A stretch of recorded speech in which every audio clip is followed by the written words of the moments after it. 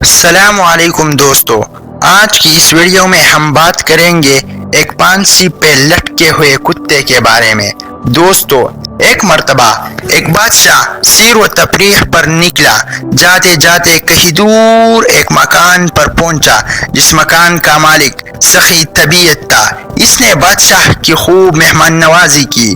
بادشاہ کی نظر ایک پانسی پر لٹکے ہوئے کتے پر پڑی۔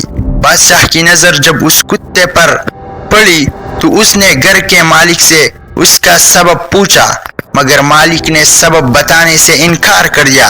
حالانکہ بادشاہ نے اس کو اپنا تعارف بھی کرایا۔ بادشاہ نے دوسری دن قاصد بھیجا، پھر پانسی پر لٹکے کتے کا سبب پوچھا، مگر وہ شخص پھر انکاری ہو گیا۔ بادشاہ کو بڑا غصہ آیا تو اس نے اپنے داروغہ کو بھیجا کہ اس شخص کو گرفتار کر کے لے آؤ۔ داروغہ نے حکم کی تعمیل کرتے ہوئے اس کو دربار میں پیش کر دیا۔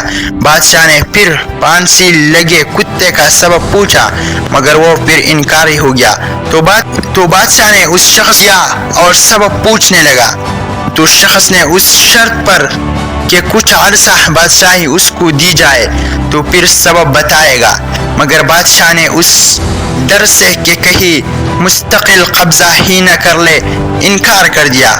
مگر پھر بھی بادشاہ کو سکون نہیں آیا، حتیٰ کہ پانسی پر لٹکے کتے نے بادشاہ کی نیند تک حرام کر دی۔ آخر کار بادشاہ نے تنگ آ کر اس شخص کو بلایا اور بادشاہی اس کے حوالے کر دی۔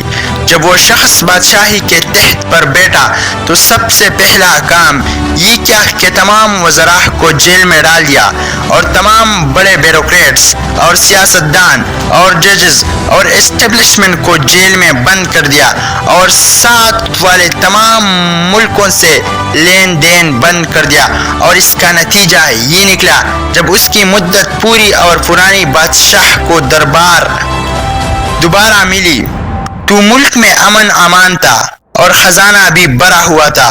تو اس نے پانسی پر لگے کتے کا سبب بادشاہ کو بتایا کہ میں ایک اجڑی ہوں اور میرا بھیڑ بکریوں کا ریوڑ تھا، اور یہ کتا ان کی حفاظت کے لیے تھا، مگر میرے ریوڑ سے روزانہ ایک بکری غائب ہوتی تھی۔